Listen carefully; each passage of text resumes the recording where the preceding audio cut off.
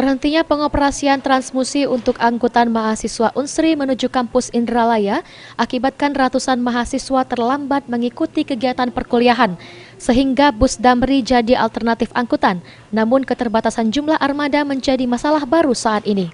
Sejak 1 Januari 2020 kemarin, transmusi sebagai moda transportasi yang digunakan mahasiswa Unsri untuk menuju kampus Indralaya dihentikan.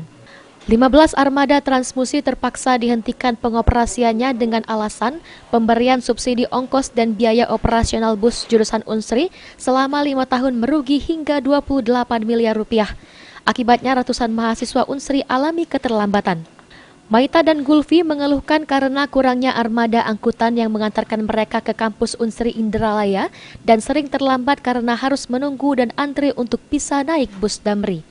Pihaknya berpendapat apabila memang transmusi sudah tidak beroperasi lagi, harusnya bus Damri segera ditambah armada. Faktanya, mahasiswa tersebut lebih menyukai bus Damri karena tarif angkutan lebih murah dengan harga Rp5.000. Harapan mahasiswa permasalahan transportasi harus segera diatasi. Agak sulit sih karena kan dulunya TM tuh kan banyak, jadi buat ke Layo tuh mudah, kalau sekarang tuh agak lebih sulit.